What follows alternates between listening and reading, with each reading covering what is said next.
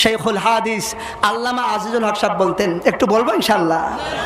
উনি বলতেন, ও বাংলাদেশের জনগণ, তোমরা তোমাদের সন্তানদেরকে মাখন বানাও, মাখন মাখন বানায়া তাকে ডাক্তার বানাও, কোনো সমস্যা নাই। এত আলেম ওলামা এটা ফরজ না। একটা গ্রামের মধ্যে একজন আলেম থাকা ফরজ, একজন থাকা কি ফরজ। একটা জেলার মধ্যে একজন মুফতি সাহেব থাকা ফরজ। একজনও যদি মুফতি না থাকে একটা জেলার মধ্যে, সমস্ত মুসলমান গুনাহগার হবে। একজন থাকা কি ফরজ, বেশি থাকলে মুস্তাহাব, আরো থাকলে আরো ভালো। যত থাকবে তত নূর আর নূর পয়দা হবে। কথা ঠিক কিনা বলেন না? এটা হলো আমাদের ভাগ্য। বাংলাদেশে যত আলেম আছে, রাস্তাঘাটে পথে ঘাটে আলেম পাওয়া যায়, এটা আমাদের জন্য ভালো লক্ষণ না খারাপ লক্ষণ? সবাই তো বললো না।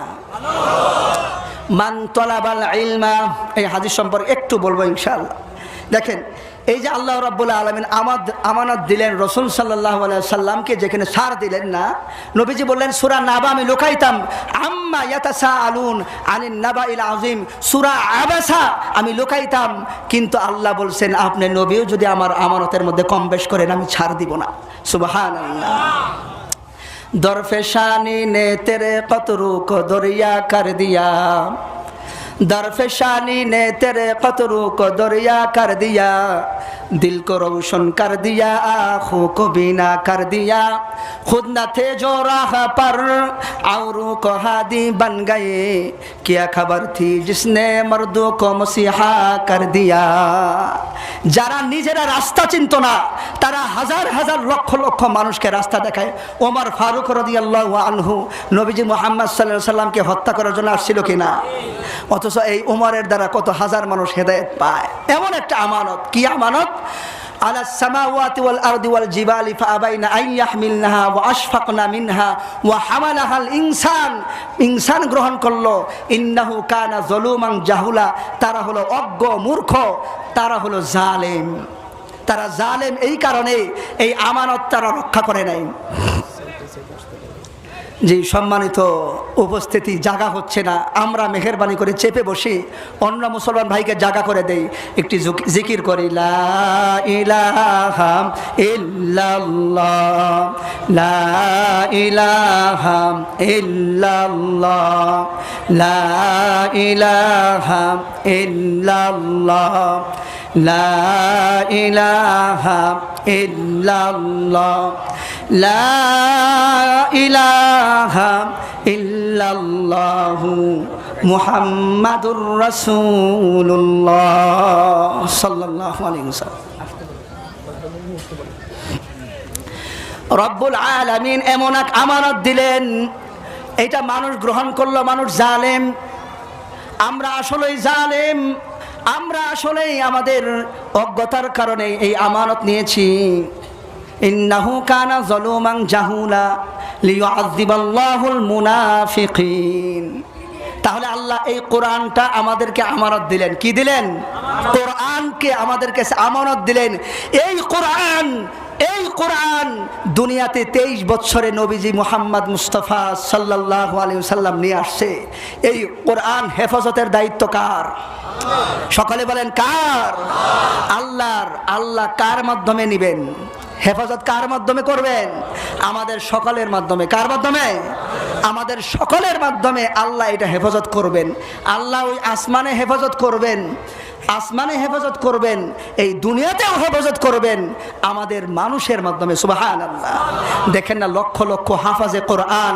দুনিয়াতে আর কোন গ্রন্থ আছে যেই গ্রন্থ মুখস্থ করে দেখাইতে পারবেন? ইহুদি, খ্রিস্টান, বৌদ্ধ, নাসারা কারো কিতাব এরকম দেখাইতে পারবেন না মুখস্থ করে। একমাত্র আল কোরআন এমন জিনিস মুখস্থ করতে পারে। আল্লাহ যদি না দিত তৌফিক, কেউ পারতো না। একটা আয়াতও মুখস্থ করতে পারবে না আল্লাহ যদি তৌফিক না দেয়। কথা ঠিক কিনা? কেন আল্লাহ দিলেন? লিয়ুআযযিবাল্লাহুল মুনাফিকিন। এই আমি মুনাফিকরে শাস্তি দিতে চাই। কার কথা?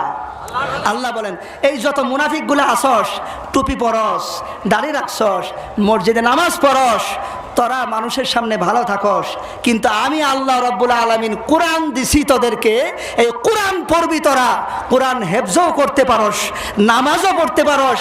লিউআযযিবাল্লাহুল মুনাফিকিনা ওয়াল মুনাফিকাত ওয়াল মুশরিকিনা ওয়াল মুশরিকাত, মুশরিকদেরকে মুনাফিকদেরকে আমি আযযিবাল্লাহ শাস্তি দেওয়ার জন্যই আমি কোরআন মানুষকে দান করেছি। সুতরাং মুনাফিক মানুষ হয়, কোনো গরু ছাগল পাহাড় পর্বত কোনোদিন মুনাফিক হতে পারে না। আপনি দেখছেন কোন গরু ছাগল মুনাফিকি করে? আহারে মানুষ, এই মানুষ সৃষ্টির সেরা জীব, এরাই মুনাফিক হয়, কোনোদিন কোনো গরু ছাগল মুনাফিক হয় না, এই মানুষই মুনাফিক হয়। আব্দুল্লাহ ইবনে সাবা মুনাফিকদের লিডার। মুহাম্মদ মুস্তাফা সাল্লাল্লাহু আলাইহি সাল্লাম উহুদের যুদ্ধে গেছেন, 1000 মুসলমান, কয় হাজার? 1000 মুসলমান 3000 কাফেরের সাথে যুদ্ধ করার জন্য যায়। আগেই কিন্তু করতে পারতো, রাস্তা থেকে অর্ধেক রাস্তা চলে গেছে, এমন সময় বলে মুহাম্মদ আমরা 300 মানুষ তোমার সাথে নাই। 1000 থেকে 300 মানুষ রাস্তা থেকে চলে গেল, যুদ্ধে যাইতেছে। এখন যদি 300 মানুষ 1000 থেকে চলে যায়, মন ভালো থাকবে? সবার মন যাতে ভাঙ্গে, সবাই যেন ইসলামের প্রতি অনীহা হয়, মুহাম্মদকে যেন বয়কট করে, এর জন্য রাস্তা থেকে এই আব্দুল্লাহ ইবনে উবাই ইবনে সুলুল, এই ব্যক্তি 300 মানুষ তাদেরকে বুঝায় শুনেয়া এই কোরআনের মাহফিলের থেকে নেওয়া যাওয়ার মতো, এই রকম ইসলাম থেকে এই উহুদের যুদ্ধের ময়দানে যাওয়ার আগকালে তাদেরকে নিয়ে গেলেন। নাউজুবিল্লাহ বলেন না? কত বড় ক্ষতি সে করার চেষ্টা করছে। কোনো গরু ছাগল, হ্যাঁ পাহাড় পর্বত, কোনো সৃষ্টি আল্লাহর দুনিয়াতে নাই মুনাফিক, একমাত্র মানুষই মুনাফিক। আহারে মানুষ। লিউআযযিবাল্লাহুল মুনাফিকিনা ওয়াল মুনাফিকাতি ওয়াল মুশরিকিনা ওয়াল মুশরিকাতি। মুনাফিকের পরে আছে মুশরিক, মুনাফিকরা আগে বলছে, সুবহানাল্লাহ। মুনাফিক এত জঘন্য, মুনাফিকের কথা মুশরিকেরও আগে বলছে যে মুশরিকরে আমি আযাব দিব, তার আগে আমি মুনাফিকরে আযাব দিব। চিন্তা করছেন? এই মুনাফিকের পরে হলো মুশরিক, মুশরিকদেরকে আমি আযাব দিব, শাস্তি দিব। ওয়ায়াতুবাল্লাহু আলাল মুমিনিনা ওয়াল মুমিনাত। আর এই কোরআন মানুষকে দেওয়ার আরেকটা উদ্দেশ্য, 1 নাম্বার উদ্দেশ্য মুনাফিককে শাস্তি দিব, 2 নাম্বার উদ্দেশ্য মুশরিককে শাস্তি দিব। এই প্রত্যেকটার ব্যাখ্যা আছে, যাওয়া যাবে না। এরপর ওয়ায়াতুবাল্লাহু আলাল মুমিনিনা ওয়াল মুমিনাত, মুমিন পুরুষ এবং মুমিনা নারীদেরকে, যারা মুমিনা পুরুষ এবং মুমিনা নারী আছে, এদেরকে তওবা করার সৌভাগ্য দেওয়ার জন্য আমি আল্লাহ তাআলা মানুষের উপর কোরআন নাজিল করেছি। সুতরাং তওবা করতে কে কে রাজি আছি দেখি? আল্লাহু আকবার। যেই ব্যক্তি তওবা করে, যেই ব্যক্তি আত্তাইবু মিনাজ জামবি কামাল্লা জামবালা, গুনাহ থেকে তওবা করে, গুনাহ থেকে তওবা করে, তাকে গুনাহগার বলো না। হাবিব বলেন তাকে গুনাহগার বলো না। কেউ চুরি করছে, তওবা করছে, এখন যদি কোনো বান্দা বলে তুই চোর, নবীজি বলেন এই কথা আল্লাহ এত নারাজ হয়, ওই বান্দা তওবা করেছে তাও কেন তাকে তুমি চোর বললা? আমি আল্লাহ এত নাখোশ হলাম, মৃত্যুর আগে তোকেই আমি চোর বানায়া ছাড়ব। সুতরাং তওবা করলে তাকে যদি কেউ এইরকম চেতায়, তাকে তিরস্কার করে, আল্লাহ বলছেন আমি তাকেই, যাকে চেতাইলো ওই গুনাহ আমি তার উপরেই বর্তাবো যে তাকে তিরস্কার করবে। সুবহানাল্লাহ। কি পরিমাণ আমাদেরকে ভালোবাসে! আল্লাহু আকবার বলবেন না? আল্লাহু আকবার। আমি আজকে আশা করি আজকের এই মাহফিলে আপনারা যারা আসছেন, আমি আল্লাহ রাব্বুল আলামিনের কাছে আশাবাদী, এইখানে যারা এই মাহফিলের মধ্যে আসছে, আল্লাহ তুমি এদের সকলকে আজকে তওবা করে নিষ্পাপ অবস্থায় এদের জন্য সামনের জীবন কবুল করো। আশাবাদী ইনশাআল্লাহ। কারণ বৃষ্টি হইতো, আবহাওয়া বলে বৃষ্টি হইতো, আল্লাহ রাব্বুল আলামিন, বৃষ্টি হলো রহমত, হইলেও ক্ষতি ছিল না, ঠিক কিনা বলেন না? রহমত। কিন্তু আল্লাহ আমাদেরকে শোনার জন্য কেন ব্যবস্থা করলেন? নিশ্চয় আল্লাহ রাব্বুল আলামিন চাই এই ড্যান্ডাবরের মাহফিলে আমার বান্দাদেরকে আমি আমার আমানত সম্পর্কে জানাবো, আর আমার আমানত তারা সংরক্ষণ করবে, হাউজে কাউসারে নবীজির সাথে তারা শাফাত নসিব হবে ইনশাআল্লাহ। এখনই ছেড়ে দেব ইনশাআল্লাহ। দেখেন আপনারা খুব মেহেরবানি করে ইনশাল্লাহ কথাটা মনে রাখবেন, এই এমন একটা আমানত, এই আমানত আল্লাহ নাজিল করেছেন মুনাফিকদের শাস্তি দেওয়ার জন্য, মুশরিকদের শাস্তি দেওয়ার জন্য, কোনো মুমিনকে শাস্তি দেওয়ার জন্য নয়। তবে কিছু মুমিন না শুধু, সকল মানুষকে জাহান্নামে একবার না একবার যেতেই হবে। সুবহানাল্লাহ বলেন। সূরা মারইয়াম, ওয়া ইম মিনকুম ইল্লা ওয়ারিদুহা কানা আলা রাব্বিকা হাতমান মাকদি।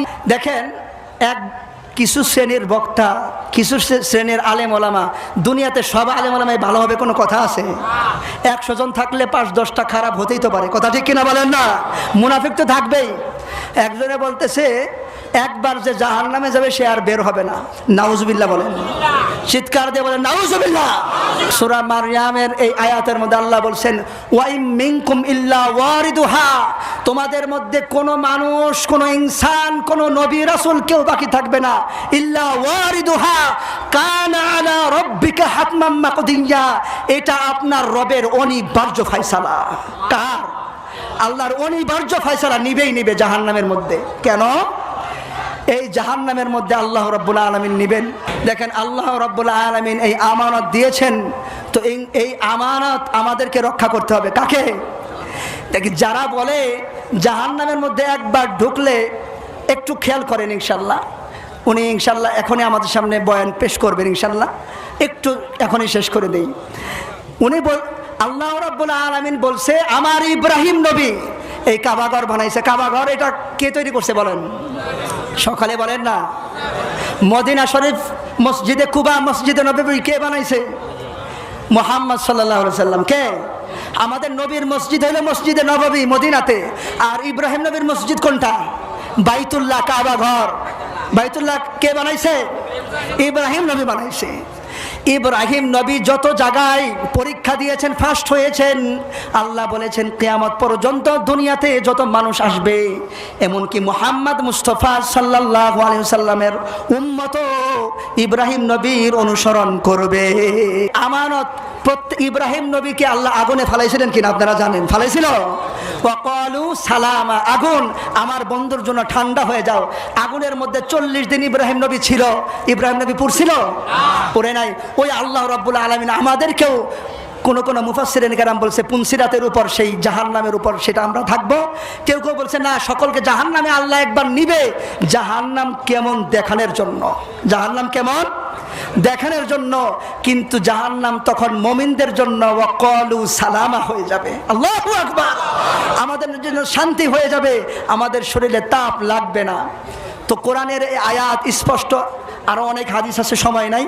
তো এই সমস্ত বক্তা যারা আছে, কিছু বললাম যে 100 জন সব আলেমই ভালো না, তাহলে তো দুনিয়ার মধ্যে পরীক্ষা হইতো না। এইখানে আমরা যারা আছি সবাই ভালো? সমস্ত মন্ত্রীরা ভালো? সব দেশের প্রধানমন্ত্রীরা ভালো?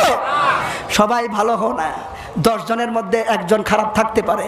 তো এর জন্য আর একটা হাদিস যেটা তেলাওয়াত করেছি, মান তালাবাল ইলমা, যে ব্যক্তি এলেম গ্রহণ করবে, এলেম শিখবে। এলেম শিখা ভালো না খারাপ? কিন্তু কিছু জায়গায় এলেম শিখলে খারাপ আছে, সেটা একটু বলি। এই হাদিসের মধ্যে, মিশকাত শরীফের হাদিস, মান তালাবাল ইলমা লিইউজারিয়া বিহিল উলামা, আলেমদের সাথে তর্ক করার জন্য যেই ব্যক্তি এলেম শিখবে। কার সাথে? সকলে কথা বলেন না কেন?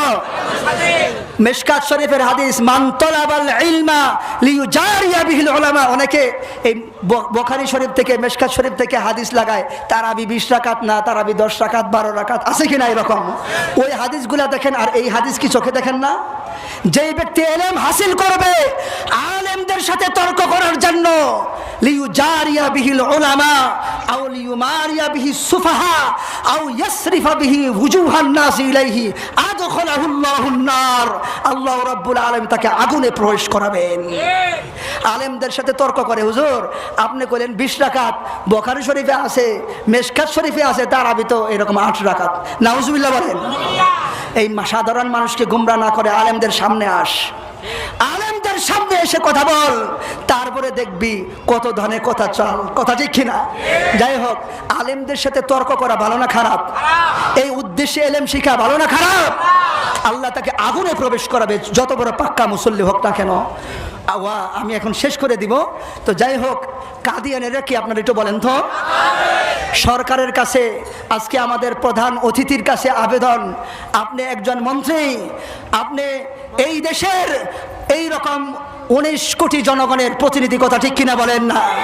আপনার দায়িত্ব প্রধানমন্ত্রীর কাছে আবেদন করা, এই দেশের 90% মুসলমানের দেশে 19 কোটি মুসলমান, 19 কোটি মুসলমানের দেশে সকলে চায় কাদিয়ানিরা কাফের, দেওয়ানবাগী কাফের, কথা ঠিক কিনা বলেন না? এই কথার সাথে রাজি আছি ইনশাআল্লাহ?